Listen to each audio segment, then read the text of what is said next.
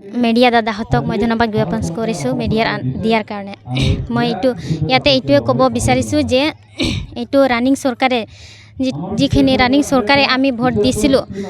আমি আশাত দিছিলোঁ যে ৰানিং চৰকাৰে যে আমাৰ ৰাস্তা ঘাট পদূলিবিলাক খোৱা ব্যৱস্থাবিলাক কৰি দিব বুলি, স্কুলবিলাক গ্ৰহণ কৰিব বুলি, স্কুলবিলাক চৰকাৰে কৰি দিব বুলি আমি আশাতে ভোট দিছিলোঁ। কিন্তু এইটো ৰানিং চৰকাৰে আমাৰ সেইবিলাক কৰি দিয়া নাই। আমাৰ পঢ়াৰ অসুবিধা হয়, খোৱা পানীৰ বাবে ব্যৱস্থা অসুবিধা হয়, খোৱাৰ বাবে ইয়াতে বহুত বেয়া, পানীবিলাক নাপায়। তাৰ কাৰণে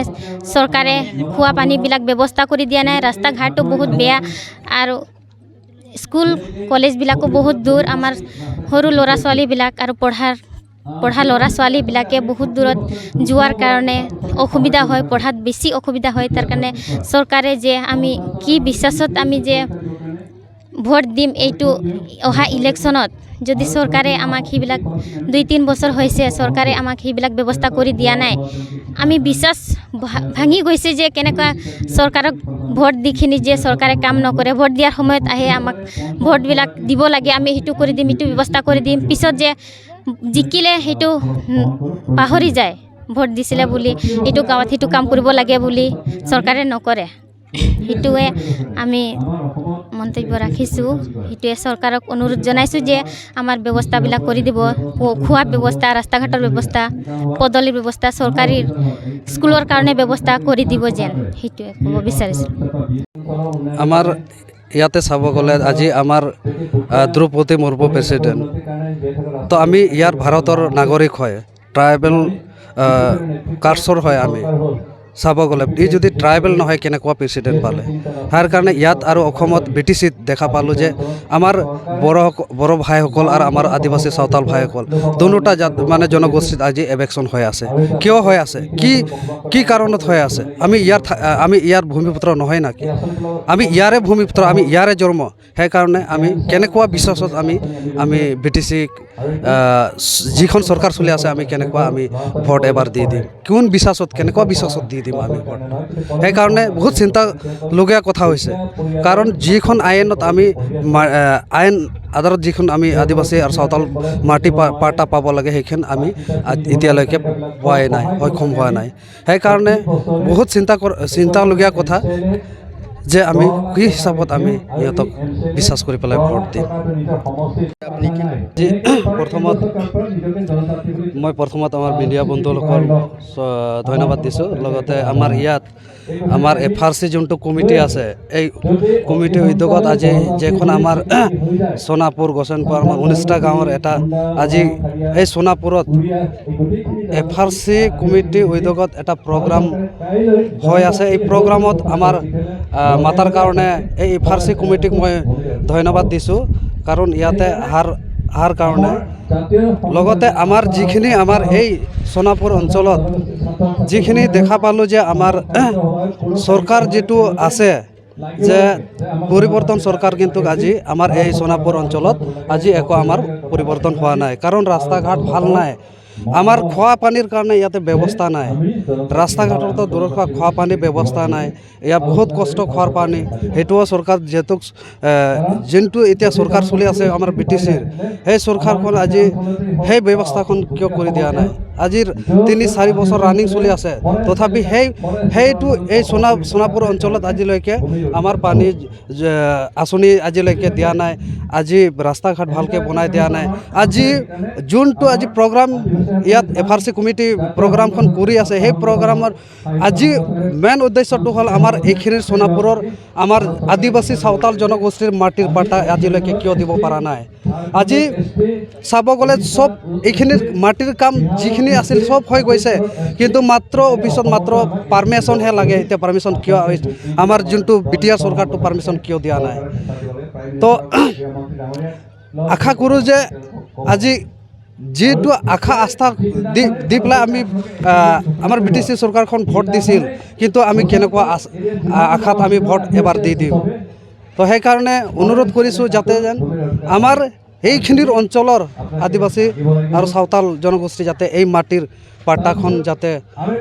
চৰকাৰে সোনকালে প্ৰদান কৰে। আৰু লগতে আমি কি ব্যৱস্থা লৈছোঁ কথা হ'ল ইয়াত আমাৰ যিখিনি আমি দেখা পালোঁ আজি 4 বছৰ ৰানিং চলি আছে 4 বছৰত আজি আমাৰ এইখিনিৰ মানুহ আদিবাসী আৰু চাওতাল জনগোষ্ঠীক আজিলৈকে পাট্টা দিব পৰা নাই কেনেকুৱা বিশ্বাসত আমি এবাৰ আমাৰ যিখন চৰকাৰ চলি আছে বিটিআৰ সেইখন চৰকাৰত কেনেকৈ আমি ভোট দি দিম সেইকাৰণে আমি অনুৰোধ কৰিছোঁ যাতে আমাৰ এইখিনিতো আমি আশা আছিল যে কোকৰাঝাৰৰ সমষ্টিত আমাৰ বিজেপি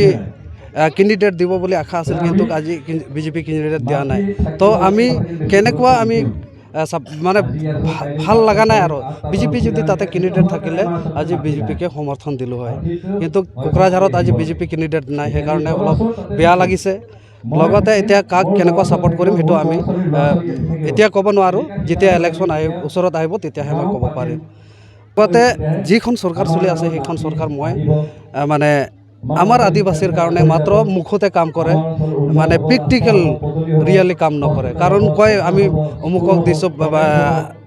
মাটিৰ পাট্টা দিছোঁ কিবা দিছোঁ কিন্তু আজিলৈকে এইখিনিৰ আমাৰ সোণাপুৰ অঞ্চলত আদিবাসী চাওতাল জনগোষ্ঠী কিয় দিব পৰা নাই মাটিৰ পাট্টাটো সেইটোৱে ক'ব বিচাৰিছোঁ অনুৰোধ কৰিছোঁ আৰু লগতে এইটোও শুনি পাইছোঁ যে এইখন যোনটো চৰকাৰ চলি আছে আমাৰ BTCত যে শুনা পাইছোঁ আমাৰ কিছুমান আদিবাসী গাঁৱতে জেগাত এভেকশ্যন কৰিছে কিন্তু আৰু শুনি আহি থকা দিনত পেণ্ডিং কৰা থৈছে হ'ব পাৰে ইলেকশ্যন পিছত আমাৰ আদিবাসীবিলাক এভেকশ্যন কৰিব এনেকুৱা শুনা পাইছোঁ কিন্তু আজি আমাৰ ইয়াত যথেষ্ট আমাৰ আদিবাসী ছেকেণ্ড পজিশ্যন ভোটাৰ আছে আমাৰ কিয় আমি ইয়াত বিটিআৰ আমি থকা অধিকাৰ আদিবাসী জনগোষ্ঠীৰ অধিকাৰ আছে ইয়াত থকাৰ কাৰণে কিন্তু আমাৰ আদিবাসী আৰু চাওতালবিলাক কিয় এভেকশ্যন কৰি আছে আৰু লগতে কিয় মাটিৰ পাট্টা নিদিয়ে আমি ইয়াৰ জন্ম আমি ইয়াৰ ভূমিপত্ৰ কিন্তু আজি আদিবাসী আৰু চাওতাল আজিলৈকে মাটিৰ পাট্টা দিব পৰা নাই চৰকাৰে কেনেকুৱা বিশ্বাস কৰিম এই চৰকাৰক কেনেকুৱা বিশ্বাস কৰি পেলাই আমি ভোট দিম ধন্যবাদ মিডিয়া বন্ধুসকল মই খুব আনন্দিত আপোনালোকে মাজবাটৰ নিচিনা চহৰৰ পৰা এই দুৰ্গম এটা ফৰেষ্ট লেভেলত আহি পেলাই আপোনালোকে নিউজ সংবাদ কৰিছে মোক খুব ভাল লাগিছে আৰু ইয়াতে এই সোণাপুৰ এৰিয়া হয় আৰু এই সোণাপুৰ এৰিয়াত ইয়াত FRC কমিটিৰ দ্বাৰা আয়োজিত এখন সভা আছিলে আৰু এই সভাত মোকো ভাষণ দিবৰ কাৰণে তেখেতসকলে সুযোগ দিছিলে আৰু এইখন সভাত আজি বিটিআৰ প্ৰধান প্ৰমুখ্যে UPPL দলৰ কিছু ব্যক্তিসকলে ইয়াত উপস্থিত হৈছে আৰু তেখেতসকলে বহুত বিষয়বিলাক ইয়াত উপস্থাপন কৰিব আৰু পিছলৈকে জানিব পাৰিম যে ইয়াৰ এই সোণাপুৰ এৰিয়াত 19টা ভিলেজৰ মানুহে আজিৰ মাত্ৰা পাবনে আজিৰ তাৰিখত মাটিৰ পট্টা পাবনে নাপাব আমি জানো যে এই সান্থাল জনগোষ্ঠী আৰু আদিবাসী জনগোষ্ঠীসকল ভাৰতবৰ্ষৰ বেলেগৰ পৰা অহা জনগোষ্ঠী নহয় ইয়াৰ থলুৱা সংস্কৃতি যে জীৱন যাপন কৰা থলুৱা জনগোষ্ঠী আজিৰ তাৰিখত বিজেপি চৰকাৰে বাহিৰৰ পৰা বহিৰাগত লোকসকলক ইয়াত ধৰ্মৰ যোগেদি ইয়াত আইন প্ৰণয়ন কৰি তেখেতসকলে ইয়াত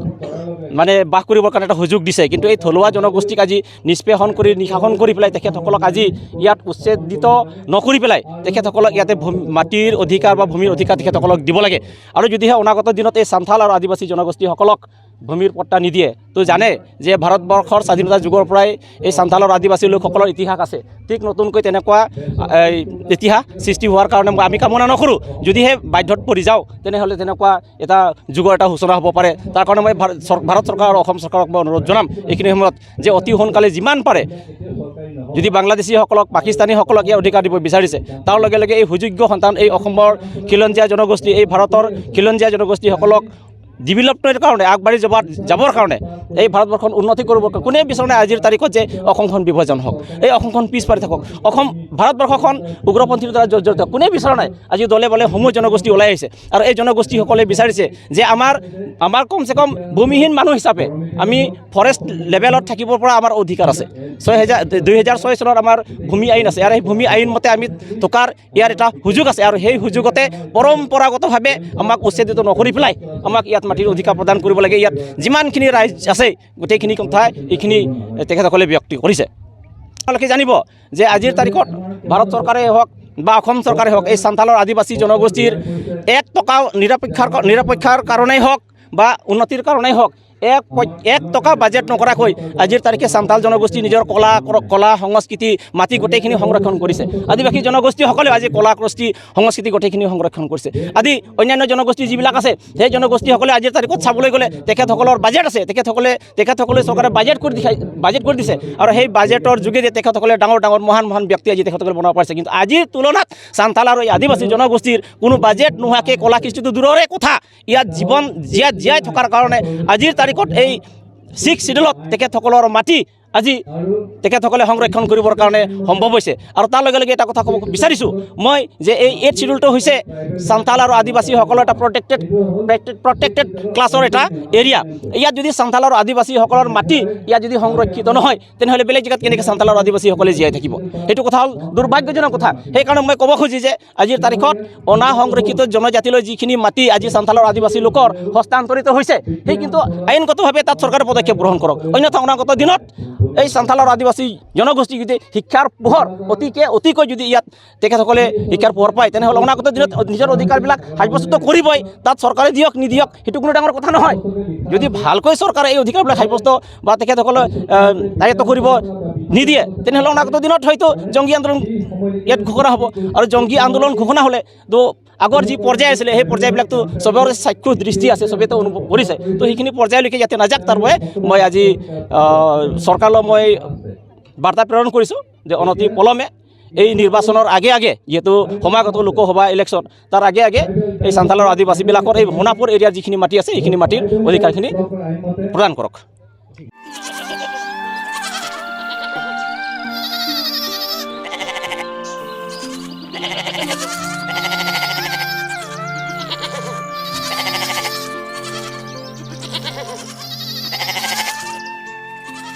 কি হে বকুল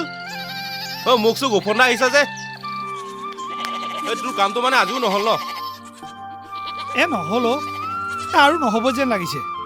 এই দিছপুৰলৈ তাঁত বাতি কৰি আমনিয়ে লাগি গৈছে কিয় যে অফিচবিলাক দিছপুৰলৈ লৈ গ'ল নহয়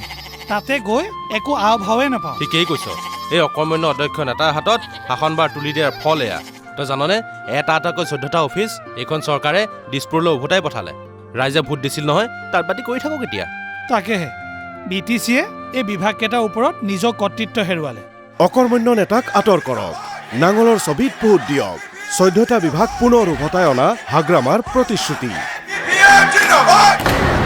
BPFৰ মূল মন্ত্ৰ সম উন্নয়ন সম অধিকাৰ